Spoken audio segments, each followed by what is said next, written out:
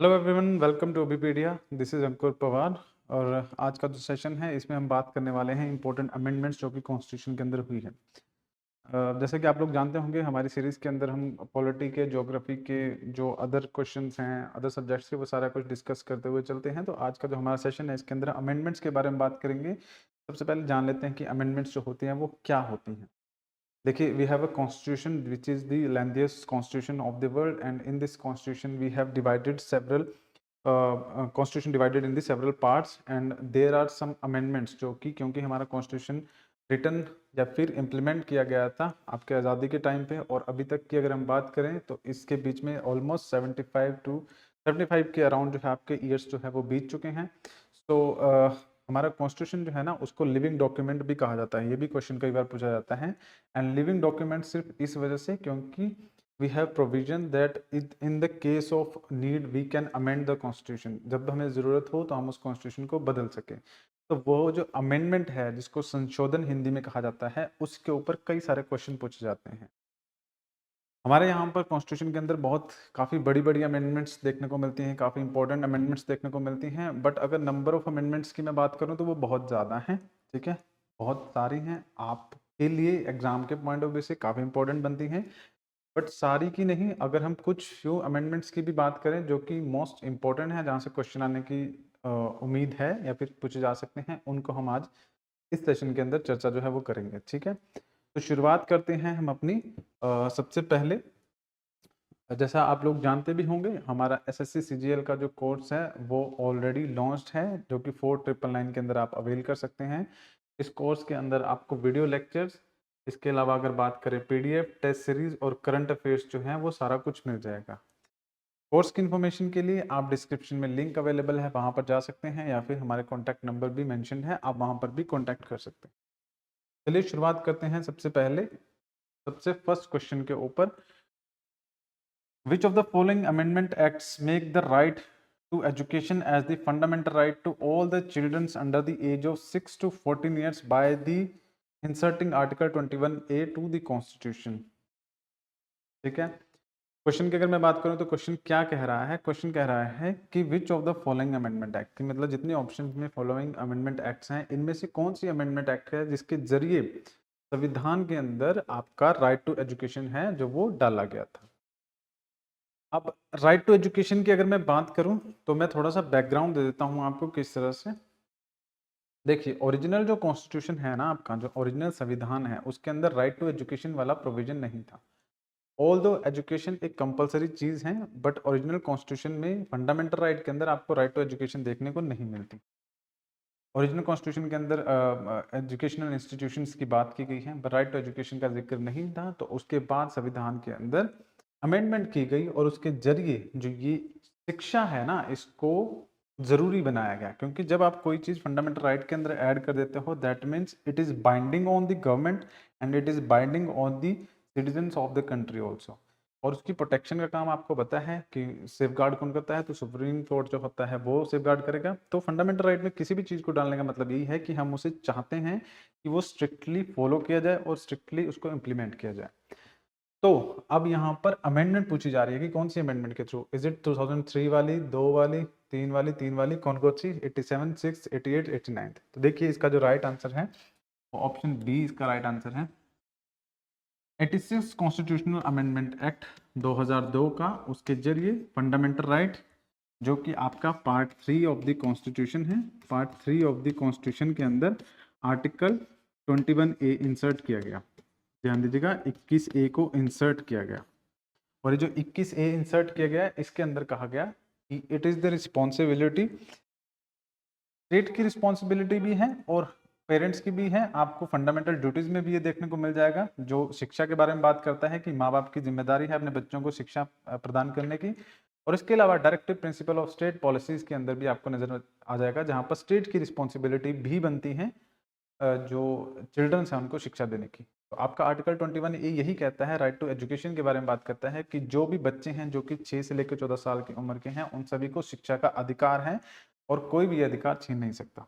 तो ये आपका 86 कॉन्स्टिट्यूशनल अमेंडमेंट एक्ट 2002 के जरिए ऐड किया गया। क्वेश्चन इंपॉर्टेंट है, कई बार एग्जाम से पूछा गया है और आपसे भी पूछा जा सकता है।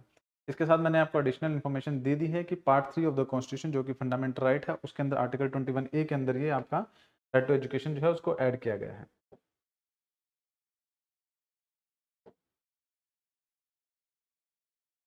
नेक्स्ट क्वेश्चन की अगर मैं बात करूं तो नेक्स्ट क्वेश्चन बात करता है विच of the following is true about the constitution 42nd amendment act 1976। कि संविधान के अंदर 42nd अमेंडमेंट एक्ट जो है वो लाया गया था। ध्यान दीजिएगा, मैंने आपको कहा कि सारे इंपॉर्टेंट अमेंडमेंट एक्ट से क्वेश्चन है, तो यहाँ से डेफिनेटली अगर कोई भी क्वेश्चन बनेगा तो इन क्वेश्चंस में से आपको कोई ना कोई क्वेश्चन जो है एग्जाम के अंदर देखने को मिल सकता है। तो क्वेश्चन है आपका कि 42nd अमेंडमेंट एक्ट के थ्रू कौन से जो प्रोविजंस हैं कॉन्स्टिट्यूशन के अंदर, विच of the following is true about the constitution, कौन सी चीज जो है आपको यहाँ पे सही देखने को मिलती है। सबसे पहले क्या, precedence of directive principle over the fundamental right, fundamental duties are included, constitution amendment should not be question in any court. ठीक है, तो देखिए 42nd अमेंडमेंट एक्ट के अंदर मैं थोड़ी सी चीजें बताता हूँ। पॉलिटी जो है ना, it is all about the logic, तो लॉजिक के ऊपर पॉलिटी चलती है, कोई भी इलॉजिकल चीज यहाँ पे देखने को नहीं मिलेगी। तो कई बार ऐसा भी होता है कि बहुत सारे क्वेश्चन जो हमें नहीं भी आते हैं, लेकिन आप अगर एग्जाम के अंदर लॉजिकली सोचोगे, दिमाग लगाओगे कि इसके पीछे कुछ ना कुछ रीजन तो बनता ही होगा तभी ये होगा, तो वहां पे आप आंसर ढूंढ सकते हैं। ठीक है, बट खैर वो अलग चीज है, हम यहाँ पे बात करें 42nd अमेंडमेंट एक्ट के अंदर हुआ क्या था। इंदिरा गांधी की सरकार थी, इंदिरा गांधी ने क्या कर रखा था कि आपकी जो उसके टाइम पीरियड के दौरान आपकी इमरजेंसी प्रोक्लेम कर रखी थी। आप जानते होंगे नेशनल इमरजेंसी लगाई गई थी, और ये जो नेशनल इमरजेंसी लगाई गई थी इसके दौरान आपकी 42nd अमेंडमेंट एक्ट जो है वो कॉन्स्टिट्यूशन के अंदर लाया गया, जिसके अंदर बहुत सारे बदलाव करने की कोशिश की गई थी कॉन्स्टिट्यूशन के अंदर। ठीक है, तो इसमें उन्होंने पहली चीज क्या की, उन्होंने कहा कि yes precedence to directive principle over the fundamental right. मतलब कि पहले जो था ना, कोर्ट के अंदर कई बार एक क्वेश्चन उठे थे कि क्या फंडामेंटल राइट जो है वो सबसे ऊपर है या directive principle of state policy सबसे ऊपर है। क्योंकि कभी भी अगर इन दोनों के बीच में आता है कि डायरेक्टिव प्रिंसिपल और फंडामेंटल राइट में कौन सी चीज जो है सबसे ज्यादा जरूरी है, तो उसमें यस ये चीज जो है हमेशा प्रिवेल करेगी ओवर दी फंडामेंटल राइट्स। ये आपका 42nd अमेंडमेंट एक्ट के अंदर डाला गया था, तो ये जो प्रोविजन है बिल्कुल सही यहाँ पे देखने को मिलता है। दूसरा, इंदिरा गांधी की गवर्नमेंट ने उस टाइम पे क्या किया कि फंडामेंटल ड्यूटीज जो है उनको इंक्लूड किया। तो हम ये जानते हैं, अगर आप नहीं भी जानते तो आपके लिए सेकंड क्वेश्चन ये बनता है कि from which of the following constitutional amendment act the fundamental duties are included in the constitution of India. तो वो आंसर होगा आपका 42nd अमेंडमेंट एक्ट। 42वां जो संविधान संशोधन अधिनियम था उसके जरिए मौलिक कर्तव्य जो है वो आपके फंडामेंटल ड्यूटीज जो है कॉन्स्टिट्यूशन के अंदर ऐड किया गया, जो कि आपका part 4A of the constitution, और आर्टिकल की मैं बात करूं तो आर्टिकल आपका 51A, उसके अंदर आपकी फंडामेंटल ड्यूटीज जो है कॉन्स्टिट्यूशन में ऐड की गई। 42वां संविधान संशोधन अधिनियम लेके आए और उसके जरिए पार्ट 4A ऐड किया गया कॉन्स्टिट्यूशन में, और पार्ट 4A के अंदर आपका आर्टिकल 51A जो है वो ऐड किया गया, और उसके अंदर 10 फंडामेंटल ड्यूटीज जो है वो ऐड की गई। बाद में उसमें एक और डाल के वो 11 है प्रेजेंटली, बट यस ये उस टाइम पे किया गया, तो हमारे क्वेश्चन के अंदर ये वाली स्टेटमेंट सही है। तीसरी की मैं बात करूँ, constitutional amendment should not be question in any court, तो ये स्टेटमेंट भी बिल्कुल सही है। इंदिरा गांधी जी के उस कॉन्स्टिट्यूशन अमेंडमेंट एक्ट के अंदर उन्होंने ये प्रोविजन भी रखा कि कोई भी कॉन्स्टिट्यूशनल अमेंडमेंट जो सरकार के द्वारा की जाएगी वो किसी भी कोर्ट ऑफ लॉ के अंदर क्वेश्चन नहीं की जा सकती। तो यस ये भी स्टेटमेंट वहां पे देखने को मिलती है। ठीक है, तो इसका राइट आंसर जो हो जाएगा ऑल ऑफ द अबव, इसका राइट आंसर है। ऑल दो उसके बाद मोरारजी देसाई की गवर्नमेंट बनी थी, 44th अमेंडमेंट एक्ट वो लेके आए, और उन्होंने काफी सारे प्रोविजन जो कि इलॉजिकल थे या फिर काफी सारे ऐसे प्रोविजन जो कि गवर्नमेंट को जरूरत से ज्यादा पावर दे रहे थे उनको रिवर्स कर दिया था। बट यस जब आप 42nd अमेंडमेंट एक्ट पढ़ेंगे तो उसमें आपको ये तीनों चीजें देखने को मिलेगी। नेक्स्ट क्वेश्चन की अगर मैं बात करूं, विच of the following amendment was pass during the emergency. तो अभी हमने इसका आपको जवाब भी दिया है, but yes 45th, 50th, 47th, 42nd। अभी मैंने आपको जवाब दिया है कि इंदिरा गांधी की सरकार थी, उन्होंने अपनी सरकार के दौरान इमरजेंसी जब लगी थी उसके दौरान 42nd अमेंडमेंट एक्ट 1976 को पास किया था, और इसके अंदर बहुत सारे बदलाव जो है वो करने की कोशिश की। ये इंदिरा गांधी की जो नेशनल इमरजेंसी लगाई गई थी, कई जो पॉलिटिशियंस है, राजनीतिक लोग हैं, उनका मानना है ये काफ़ी ज़्यादा अनकॉन्स्टिट्यूशनल इमरजेंसी थी जो लगाई गई थी।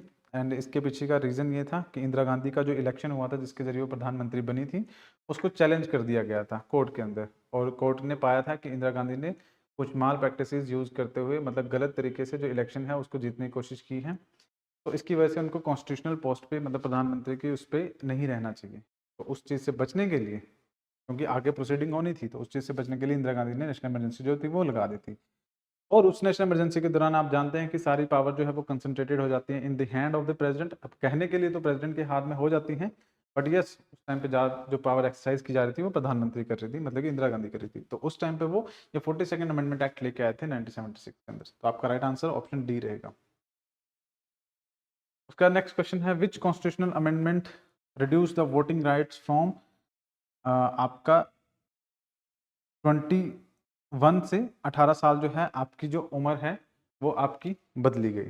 ठीक है, तो कॉन्स्टिट्यूशनल अमेंडमेंट एक्ट, आप जानते हैं कि आपकी जो वोटिंग राइट्स हैं, अगर मैं उसकी बात करूं तो वोटिंग राइट्स आपकी कब की होगी, आपकी आपको जो 21 साल है वहां से 18 साल आपको देखने को मिलती है।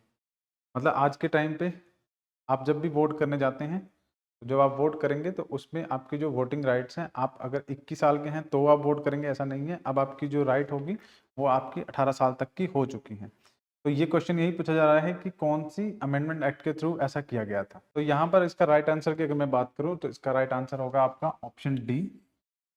61वां जो संविधान संशोधन अधिनियम आपका आया था उसके जरिए जो है वोटिंग राइट्स को आपका 1988 के अंदर कम करके आपके 18 साल कर दिया था। ठीक है, तो पहले 21 साल और उससे ऊपर के व्यक्ति जो हैं वही वोट कर सकते थे, लेकिन उसके बाद 61वें संशोधन के बाद 18 साल की उम्र और उसके आसपास के, मतलब 18 साल की उम्र के जो लोग हैं वो आपके वोटिंग राइट्स उनको मिल गई थी। ठीक है, नेक्स्ट क्वेश्चन की बात करें, it's in which of the following constitutional amendment act Goa was made a full fledge state और विद द स्टेट असेंबली।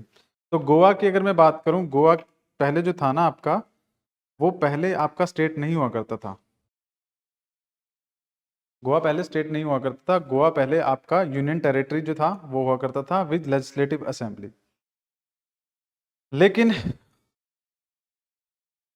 जो गोवा है उसको आपका स्टेट जो स्टेटहुड है वो आपकी जो है वो प्रदान की गई है। और पहले इसकी सिर्फ लेजिस्लेटिव असेंबली थी with the union territory. Same अगर मैं बात करूं जैसे आपका दिल्ली है, लेकिन दिल्ली के अंदर तो दिल्ली को भी स्टेटहुड जो है वो प्रोवाइड कर दी गई है, बट उसी तरह से पहले गोवा की लेजिस्लेटिव असेंबली हुआ करती थी और उसके बाद उसे यूनियन टेरिटरी थी और उसके बाद उसे आपका क्या कर दिया गया कि कन्वर्ट कर दिया गया स्टेट के अंदर। तो आज जो है गोवा को स्टेटहुड मिली हुई है। तो इसके राइट आंसर की अगर मैं बात करूं तो इसका राइट आंसर होगा आपका 56 कॉन्स्टिट्यूशनल अमेंडमेंट एक्ट 1987। तो इसके जरिए जो है उसे राज्य का दर्जा जो प्रदान किया गया और उसके बाद वो फुल स्टेटहुड में कन्वर्ट हो गया। नेक्स्ट क्वेश्चन की अगर मैं बात करूं, which article of the Indian constitution deal with the constitutional amendment. ये बहुत इंपॉर्टेंट क्वेश्चन है आपका। मैंने स्टार्टिंग में आपसे जिक्र किया कि कॉन्स्टिट्यूशन के अंदर बहुत सारे ऐसे प्रोविजंस हैं जिनको बदलाव करने की ज़रूरत है, जब हमें पढ़ते थे हम उसके अंदर बदलाव कर सकते हैं। तो लेकिन कॉन्स्टिट्यूशन के अंदर प्रोविजन मेंशन है कि जब आप कॉन्स्टिट्यूशन के अंदर बदलाव करोगे तो वो किस तरह से करोगे। ऐसा नहीं है कि गवर्नमेंट अपनी मर्जी से कभी भी कॉन्स्टिट्यूशन को बदल दे, क्योंकि हमारा कॉन्स्टिट्यूशन के बारे में ऐसा जिक्र देखने को मिलता है कि it is a very rigid constitution और साथ में ये फ्लेक्सिबल भी है। किस तरह से कि मतलब अगर कुछ एक्चुअली में कॉन्स्टिट्यूशन के अंदर बदलने की जरूरत है तो उसे बदला जा सकता है, बट इतना भी आसान तरीका नहीं है बदलने का, तो इसलिए उसे रिजिड भी कहा जाता है, flexible. It is a blend of rigidity with the flexibility. ठीक है, हम ना कहेंगे कि कंप्लीटली फ्लेक्सिबल है, ना कहेंगे कंप्लीटली रिजिड है, तो ब्लेंड है उसका। तो यहाँ पे पूछा गया कौन सा आर्टिकल, तो आपने सुना होगा या फिर आपको पता होगा, article 368 of the Indian constitution talks about the amendment in the constitution. ठीक है, कि संविधान के अंदर कुछ भी अगर बदलना है तो वो आप क्या कर सकते हैं, इसके थ्रू आर्टिकल 368 के थ्रू कॉन्स्टिट्यूशन के अंदर बदलाव लाया जा सकता है। ओके, काफी इंपॉर्टेंट है तो आप इसे ध्यान रखेंगे। नेक्स्ट क्वेश्चन की मैं बात करें, parliament can not amend the provision which form the basic structure of the constitution that was ruled by the supreme court. तो काफी इंपॉर्टेंट क्वेश्चन है, बहुत बार एग्जाम्स के अंदर देखने को मिला है कि कौन सा ऐसा सुप्रीम कोर्ट का रूलिंग थी या जजमेंट थी जिसके थ्रू उन्होंने कहा कि पार्लियामेंट जो है कॉन्स्टिट्यूशन के किसी भी प्रोविजन को अमेंड तो कर सकता है, बट बेसिक स्ट्रक्चर जो है उसकी जो कॉन्स्टिट्यूशन के बेसिक स्ट्रक्चर हैं उनको उनके साथ छेड़छाड़ नहीं कर सकता। तो यहाँ पे 4 ऑप्शन है आपके पास, Keshavananda Bharati case, Minerva Mills case, Golaknath case, Champakam Rajan case. देखिए जो क्वेश्चन है ना ये आपको कंफ्यूज करने के लिए भी डाला हुआ है, क्योंकि इसमें अगर आप देखेंगे तो सारे जो ये केसेस है ना ये किसी ना किसी तरह से आपका इस क्वेश्चन के साथ जुड़े हुए हैं, ठीक है, बेसिक स्ट्रक्चर डॉक्ट्रिन के साथ। बट इसका जो राइट आंसर है वो ऑप्शन ए है, क्योंकि बाकी की जो केसेस है ना वो आपके क्या बात करते हैं, वही कहते हैं कि किस तरह से सुप्रीम कोर्ट के अंदर डेवलपमेंट हुई इस बेसिक स्ट्रक्चर डॉक्ट्रिन के ऊपर, ठीक है। मतलब शुरुआत में क्या था, उसके बाद फिर चेंज हुआ, फिर चेंज हुआ, और लास्ट की अगर मैं बात करूं तो केशवानंदा भारती केस 1973 के अंदर सुप्रीम कोर्ट की जजमेंट आई थी, क्योंकि सरकार के बीच में और सुप्रीम कोर्ट के बीच में काफी ज्यादा टसल थी इस चीज को लेकर कि क्या कॉन्स्टिट्यूशन को बदला जा सकता है, नहीं बदला जा सकता। तो पहले सुप्रीम कोर्ट ने आपका जजमेंट दिया था कि यस सरकार बदल सकती है, फिर कहा नहीं बदल सकती है, फिर उसके बाद सुप्रीम कोर्ट ने कहा कि सरकार बदल सकती है, बट सरकार जब प्रोविजन बदलेगी कॉन्स्टिट्यूशन के तो ध्यान रखेगी कि कॉन्स्टिट्यूशन का जो बेसिक स्ट्रक्चर है ना वो डिस्टर्ब ना हो। तो केशवानंदा भारती केस 1973 के अंदर सुप्रीम कोर्ट ने ये रूलिंग दी कि parliament has the power to amend any part of the constitution, मतलब संविधान के किसी भी अनुच्छेद को, किसी भी प्रोविजन को बदला जा सकता है, but the basic structure of the constitution should not be disturb. तो उसको बेसिक स्ट्रक्चर को आप हिला नहीं सकते, छेड़छाड़ नहीं कर सकते। अब बेसिक स्ट्रक्चर की मैं बात करूँ तो वो होता क्या है, जैसे कि हमारे देश जो है वो डेमोक्रेसी है, तो डेमोक्रेसी रहेगा ही रहेगा, उसको छेड़ा नहीं जा सकता, ठीक है। रिपब्लिक है तो रिपब्लिक रहेगा ही रहेगा, उसको छेड़ा नहीं जा सकता। ये सारा आपका बेसिक स्ट्रक्चर है, और time to time supreme court जो है अपनी जजमेंट्स के थ्रू बताता रहता है कि क्या क्या आपका बेसिक स्ट्रक्चर के अंदर इंक्लूड किया जाएगा। नेक्स्ट क्वेश्चन की मैं बात करूं, which constitutional amendment act conferred constitutional status to the National Commission for the Backward Classes. तो ये कौन सी अमेंडमेंट है जिसके जरिए जो आपकी बैकवर्ड क्लासेस हैं उनको national Commission for backward classes जो है वो दिया गया था, कॉन्स्टिट्यूशनल स्टेटस दिया गया था। तो ऑप्शन 4 है आपके पास, 99th constitutional amendment act, 100, 101, 102। 4 option आपको देखने को मिलते हैं। यहाँ पे जो राइट आंसर होगा वो आपका ऑप्शन 2 होगा, जो कि कहता है कि 102 जो आपका संविधान संशोधन अधिनियम है 2018 के अंदर आया था, उसके जरिए जो अदर बैकवर्ड क्लासेस थी या फिर बैकवर्ड क्लासेस थी उनका जो कमीशन है उसको कॉन्स्टिट्यूशनल स्टेटस जो है वो प्रदान कर दिया गया अंडर आर्टिकल 338। तो इसके जरिए जो है कॉन्स्टिट्यूशन के अंदर आपका जो बैकवर्ड क्लासेस हैं उनको जो कॉन्स्टिट्यूशनल प्रोविजन जो है उसके अंदर कमीशन इनका बना दिया गया, ठीक है। तो राइट आंसर की अगर मैं बात करूं तो ऑप्शन डी आपको यहाँ पर देखने को मिलेगा। ये चीज़ आप ध्यान रखेंगे, एग्जाम में क्वेश्चन पूछा जा सकता है। तो आज के सेशन में फिलहाल इतने ही इंपॉर्टेंट क्वेश्चंस हैं। आई होप आपको चीज़ें समझ में आई होगी। कोई भी डाउट होता है तो आप कमेंट सेक्शन में पूछ सकते हैं। इसके अलावा अगर मैं बात करूं तो अगर आप हमारा जो कोर्स है उसे अवेल करना चाहते हैं तो डिस्क्रिप्शन में लिंक ऑलरेडी अवेलेबल है। इसके अलावा आप हमारी वेबसाइट विजिट कर सकते हैं जो कि abipedia.abhimanyu.com के नाम से है। यहाँ पे चूज एग्जाम का ऑप्शन है, यहाँ पर आप जाकर जो सेक्शंस हैं उनमें देख सकते हैं। यहाँ पे स्टाफ सिलेक्शन कमीशन वाला पोर्शन आपको नजर आ जाएगा। यहाँ पर आपका CGL पे अगर आप क्लिक करेंगे तो हमारा नेक्स्ट पेज खुल जाएगा जिसमें आपको कोर्सेज जो हैं वो दिख जाएंगे। यहाँ पर आपका ऑल इंक्लूसिव सब्सक्रिप्शन वाला कोर्स भी है, वीडियो कोर्स अवेलेबल है, टेस्ट कोर्स अवेलेबल है, अभिपीडिया माइक्रो कोर्सेज भी अवेलेबल है। जस्ट इन केस अगर आप कोई पर्टिकुलर सब्जेक्ट की प्रिपरेशन करना चाहते हैं या फिर पर्टिकुलर कोई टॉपिक है जो आपका वीक है, आप उसकी प्रिपरेशन करना चाहते हैं तो माइक्रो कोर्सेज आपको हेल्प करेंगे। यहाँ पे history, general science, sports, person in news, इन सभी के कोर्सेज अवेलेबल हैं। ओनली जैसे मैं अगर बात करूँ पर्सन इन न्यूज़ की तो 391 के अंदर आपको पर्सन इन न्यूज़ का जो कोर्स है वो अवेलेबल होगा। उसके बाद अगर बात करें मेमोरी, MS ऑफिस, क्लासिफिकेशन, ये सारा आपका है जो कोर्सेज जो है बिल्कुल ही मिनिमम प्राइस के साथ यहाँ पे आपको अवेलेबल हो जाएंगे। तो आप इनको सेपरेटली भी परचेज कर सकते हैं या फिर आप कंप्लीट सब्सक्रिप्शन भी जो है वो बाय कर सकते हैं। तो आज के सेशन में फिलहाल इतना ही है। अगर आप चैनल पे नए हैं तो चैनल को सब्सक्राइब जरूर कीजिएगा। अदर लोगों के साथ, अगर आपके जो फ्रेंड्स हैं जो प्रिपेयर कर रहे हैं उनके साथ शेयर कीजिएगा ताकि उनको भी इस चीज़ से बेनिफिट हो सके। नेक्स्ट टाइम मिलेंगे कुछ और क्वेश्चंस के साथ, तब तक के लिए आप लोगों का धन्यवाद।